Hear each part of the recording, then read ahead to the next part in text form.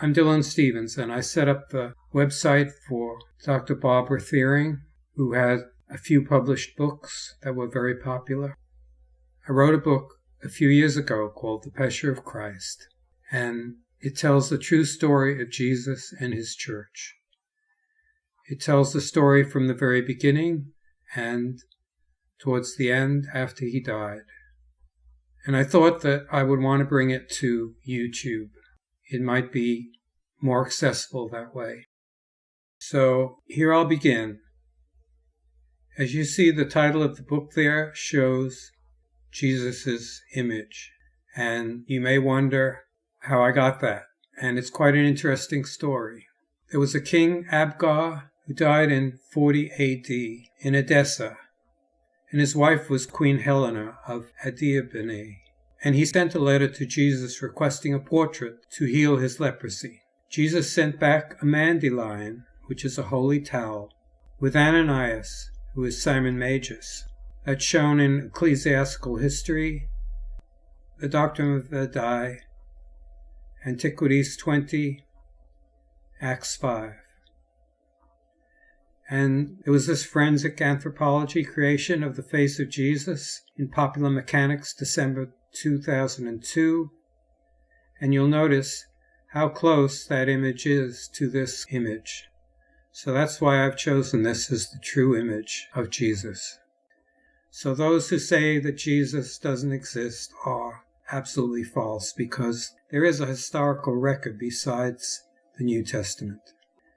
And I use Josephus, who wrote a history around the time of Jesus. And although he doesn't really mention Jesus, he does mention his brother James and John the Baptist. And in some versions, he does mention Jesus. And then there's Tacitus, who was 56 AD to 110 AD. And he has the information that Christ, the founder of the name, had undergone the death penalty in the reign of Tiberius by sentence of the procurator Pontius Pilate. And then Sidonius, who was in 69 AD to 122 AD, he said Claudius talked about the disturbances at the instigation of Chrestus. In Nero, of course, the punishment was inflicted on the Christians. So now I would also thought I'd show you right off the top the family relationships of Jesus. And I'll just vaguely renew them now, and you can study them in more detail. But of course, everybody wants to know, first of all, Heli, who is also Jacob, was Joseph's father. There is no separate genealogy of Mary. Both of them are the male genealogy, just with a few pseudonyms in between. So you have Joseph and Mary, and Jesus is his son and her son. And they also had other sons. There's James, called James the Just, Joses. And there's Jude, and there's Simon Silas. And you'll see how they really are the brothers, as the statement was made in the New Testament. It says, are these the brothers of Jesus? They're asking the question, but it's really a statement. So then Mary Magdalene marries Jesus, and she has a daughter, Phoebe, who turns up in Acts. And she was actually pregnant with Phoebe when Jesus was on the cross. He speaks to the mother, and the mother really is Mary Magdalene, not his mother. And then the next son is called Jesus Justus. He's also in Acts. And another son is also indicated, who I'm calling Joseph. And I have another book called Paulina's Promise to Her Grandfather Jesus. And Paulina is the daughter of Phoebe and Paul. And that's why she's writing a book talking about Jesus. I won't get into the other ones, which are somewhat more complicated, but I thought I'd get the first ones out that are most important. Okay, now the concept of the Pesha of Christ. In the Dead Sea Scrolls that are dated 1946 to 1956, where they've collected all of them together, there are certain scrolls that talk about the Pesha. They say the word the Pesha is, and what they're trying to do is relate previous biblical sayings or stories to the present time. And that's what they mean by Pesha, that these times are unfolding again, or basically were predictions of what would happen in the present time. So that's the word Pesha. And Barbara Thiering and myself are using it for Jesus, because the whole New Testament is built in a way that the answers are quite hidden, and you have to look for the answers. You can't just take it literally. For instance, the Qumran Pesha on Habakkuk. This is extracts from it, but it talks about the teacher of righteousness, and he is clearly John the Baptist. And the man of the lie is Jesus, who flouted the law in the midst of the whole congregation. And that is the story about the Transfiguration. Because those who are writing here are obviously following John the Baptist and believing that John the Baptist was the true teacher. After John the Baptist was beheaded, Jesus took over and they never accepted him. The concept of Pesha, you can actually see that it's being referred to. For instance, in Luke 10, it says, Jesus was glad in spirit. And he turned to his disciples and he said, Happy the eyes that are perceiving what you perceive. For I say to you that many prophets and kings did wish to see what you perceive, and did not see, and to hear what you hear, and did not hear. And this is really referring to the fact that the message is hidden. In fact, Paul in Corinthians says, With milk I fed you, and not with meat, for you were not able, but not even yet are you now able. So he knows a truth that the ordinary person can't see, and that's the Pesha. And now, getting to the fact that Jesus supposedly died on the cross, we have two pre-Nicene fathers who say that Jesus didn't die.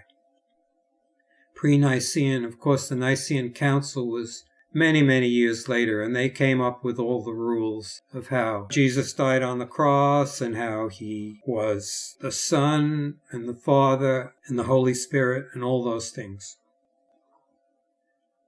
So you have Irenaeus, he was 130 to 202 AD, which is not that far past from Jesus' life. And you have Eusebius, who was 260 to 340 AD, but he quotes this other person, Papias, who was almost contemporary with Jesus.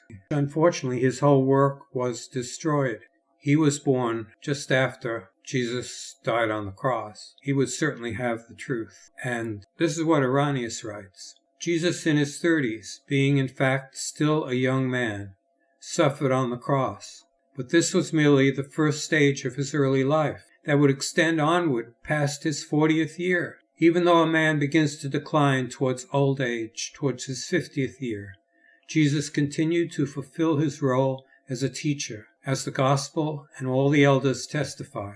These elders in Asia were conversant with the son of John, the disciple of Jesus, who remained among them up until the times of Trajan, 98 AD. So not only does he say that Jesus didn't die on the cross, but he lived to a ripe old age. And then Eusebius records the fragmented words of Papias that tell of wonderful events that have come down to him by tradition. Papias was a contemporary of Philip the Apostle, who resided in Hierapolis with his daughters, and the daughters show up in Acts 21:8. He recalls a marvelous tale from the daughters of Philip, that in his time a man rose from the dead, and again, how Justus, who was surnamed Barsabas, drank a deadly poison, and yet by the grace of God suffered no serious harm. So there are 2 points here. The man who rose from the dead is most certainly Lazarus, who will be shown to be Simon Magus. Eusebius goes on after that, and he talks about, and they put forward 2, Joseph called Barsabas, who was surnamed Justus, and Matthias. This was after the crucifixion, and they're trying to replace Judas Iscariot. So Eusebius is mistaken here because he thinks that Barsabas refers to James the Just. But the Clementine says that Matthias is Joses, who is the younger brother. James is the older brother and Joses is the younger brother. So Justus means crowned prince, which is used by James, the younger brother of Jesus, and later by Jesus' son, Jesus Justus. See, that's why James is called James the Just. But then Jesus' son is called Jesus Justus, which is like Jesus the Just, meaning that he's the true crown prince. So thus the choice is between Jesus' brothers, James and Joses. Now the prefix bar in Barsabas means son of, thus son of Sabas. It is used in Acts 1:23 for James. He's called Joseph Barsabas. And in Acts 4:36, Joses is called by the corrupted Barnabas, which is really Barsabas. And in Acts 15:22, for Jude, who's called Judas, called Barsabas, who's with Silas, the other son. So here's quoting the line from Mark 6:03, "Is not this the carpenter, the son of Mary, and the brother of James and Joses, and Jude, and Simon?" So now going back to this statement. So in the time a man rose from the dead, that's Lazarus, and again how Justus, who was surnamed Barsabas, drank a deadly poison, and yet by the grace of God suffered no harm. Now Justus would be Jesus, and Sabas is clearly the family name. So he was Justus of Sabas, and he drank a deadly poison. Think about the poison that was given to Jesus on the cross. And yet by the grace of God suffered no harm. So therefore he survived the cross. And this is an actual statement that is being made. And Eusebius is a very important person in the history of the church. And Papias is a real person. So there it is. Jesus did survive the cross. So now I'll also say a little bit about the Gospels. In Revelation, there's the Lamb of God, who is Jesus, who breaks the seal of each book in turn. The 4 living creatures are from the first chapter of Ezekiel, having 4 faces, that of a man, a lion, an ox, and an eagle. One of them was written in 48 AD. It's the Gospel of Matthew, associated with the winged man angel. And then the Gospel of Mark in 48 AD was published, and it's associated with the lion, the symbol of kinship, and it was written by Peter. Even though it's called the Gospel of Mark, this Mark was the scribe of Peter, and it's not the same as John Mark. And then there's the Gospel of Luke, which is representing the ox, the symbol of bearing the yoke of the monastic or Nazarite.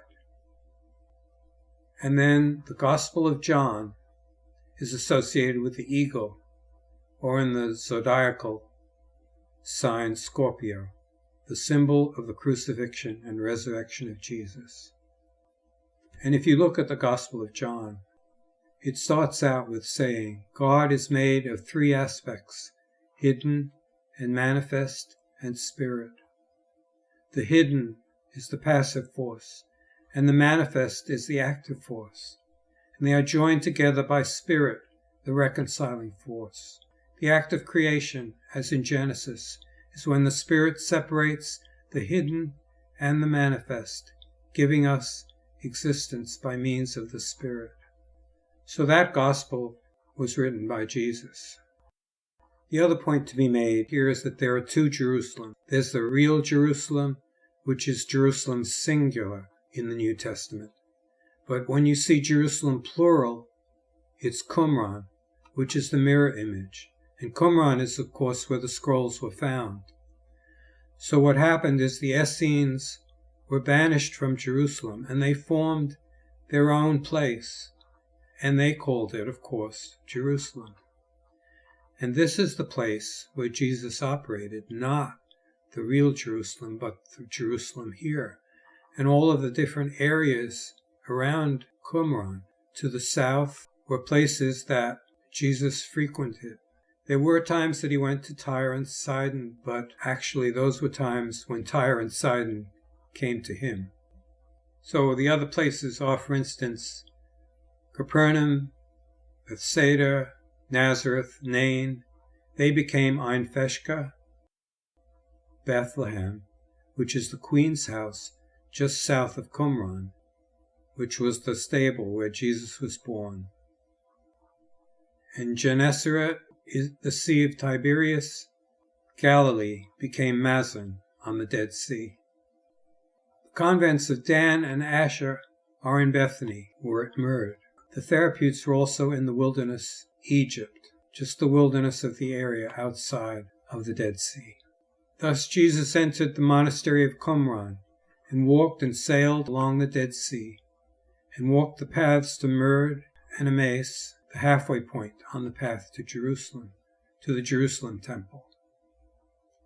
And his crucifixion was on the grounds of Qumran, marked as the latrine with a skull. So there, I've gotten through most of the introductory points, and we can get on to the early years. Section 1, 8 BC to 28 AD, the early years, birth, the coming of age, joining the monastery of Qumran.